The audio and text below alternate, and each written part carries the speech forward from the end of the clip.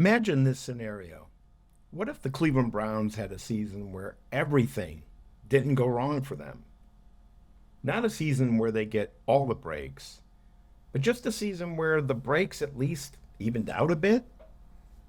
The reason I ask this is because most analysts looking at the 2025 NFL season seem to be influenced by what happened in Cleveland in 2024, where pretty much everything did go wrong. When you consider that context, you start to understand why the over under for the Browns in 2025 is a paltry 4.5 wins. And maybe you'll see that these expectations are based more on conventional wisdom as opposed to a real analysis of the 2025 roster. So let's start by just revisiting where the Browns were last year and why they only won 3 games.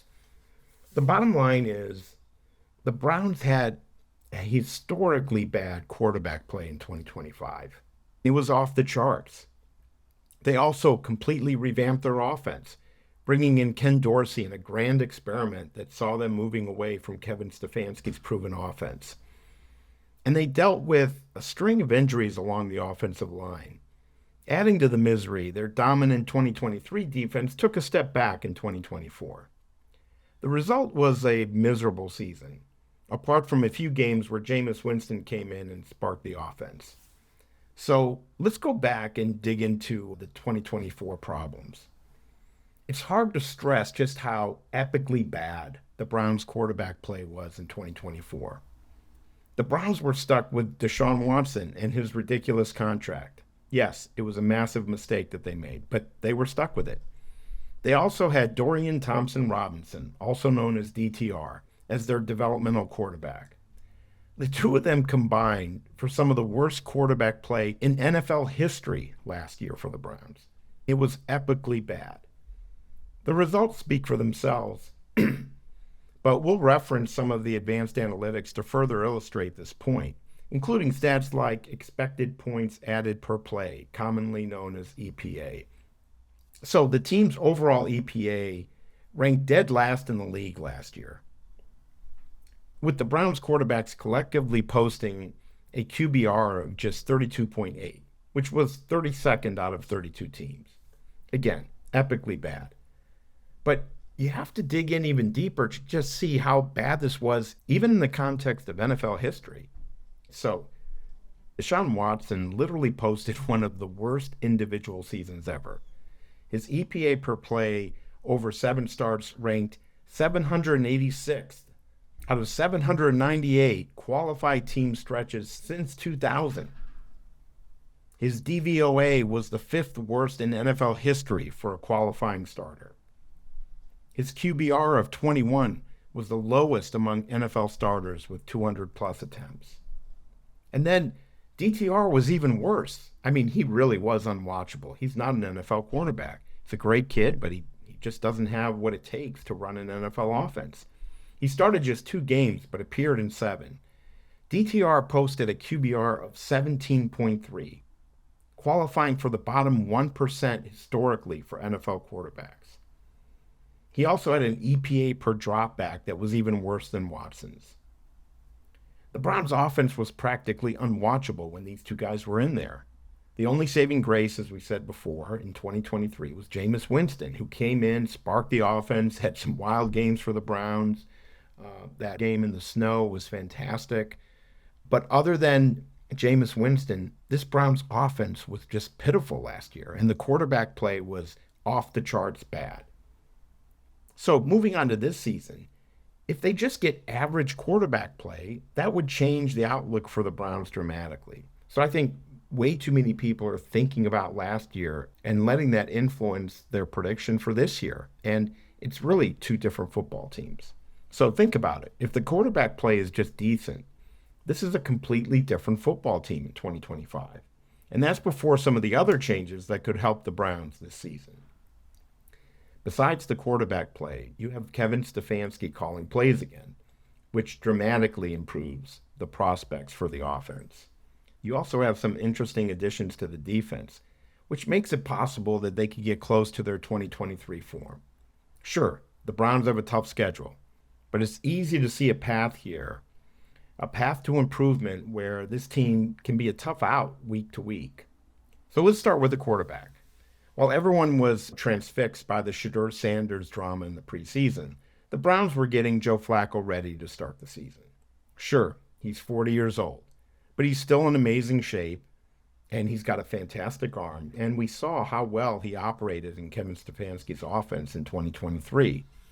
If Joe Flacco is just his average self, he's light years ahead of what the Browns trotted out in 2023 with Watson and DTR. He's certainly as good as Jameis Winston, and we saw that the Browns actually moved the ball with no problem last year with Jameis. Next, we have the return to Kevin Stefanski running the offense and calling plays. The Browns are getting back to basics. They'll run the ball with their zone blocking scheme and then use play action to drive the ball down the field in the passing game. It's a tried and true formula. The Ken Dorsey experiment last year was a complete disaster. So, one example here is Pro Bowl guard Joel Bitonio decided to come back this year because the Browns were getting back to what worked for them in the past. And that's one example of just how the outlook for the team is completely different this year. And you'll see a lot of 12 personnel often in 2025 with rookie tight end Harold Fannin as the new weapon for Flacco. The bottom line is there's really no reason to believe that the Browns again will have a terrible offense. Look at Stefanski's track record. He's a two-time coach of the year. He got the Browns to the playoffs one year with 5 starters, with Flacco sort of getting them over the hump late in the year. So if the line stays healthy and they're able to run the ball, Flacco will be able to put points on the board. So again, using last year as a guidepost really isn't appropriate for what the Browns are going to do in 2025.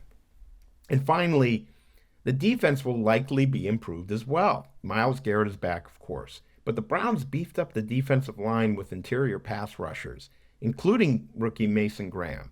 This is how Schwartz wants to run their defense. They need to get pressure with their front four, and they've really got a pretty damn good defensive line.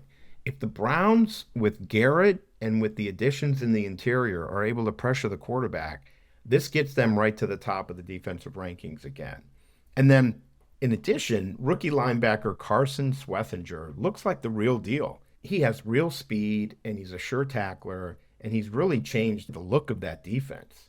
So the defense could be one of the best in the league again, but at the very least, it should be solid. So think about it. The formula is pretty simple. You play defense, you run the ball, and you have Flacco take shots and play action.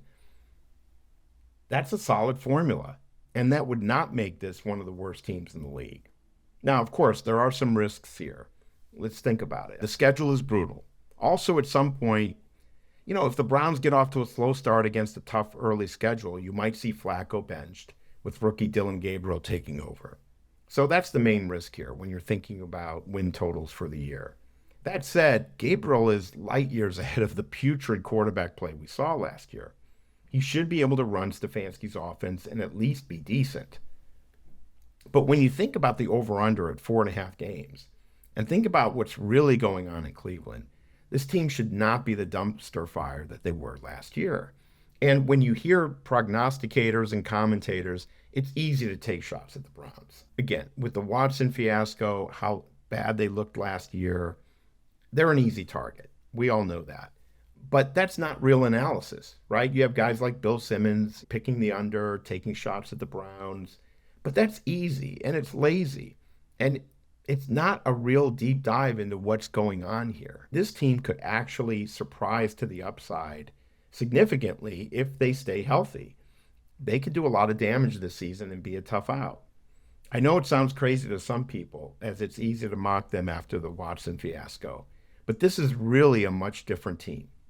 Dig a little deeper, and you'll see there's another narrative that can emerge for 2025. So let us know what you think in the comments below. I know this is one of those topics where people are going to have a lot of different opinions, and it's really tough to predict outcomes in the NFL. You have your teams at the very top, your teams that are terrible, and then all of them in the middle that, a lot of breaks here and there could have a huge impact on how a team finishes each year. But the real question with the Browns is, are they one of the 2 or 3 worst teams in the league? That's what this 4.5 over-under suggests. And my contention is that if you look a little deeper, They're not one of the worst teams in the league. They shouldn't be one of the worst teams in the league. Now that they're going back to the basics, back to Stefanski's offense, have Flacco in at quarterback, and have bolstered the defense. So let us know what you think in the comments below. Thanks.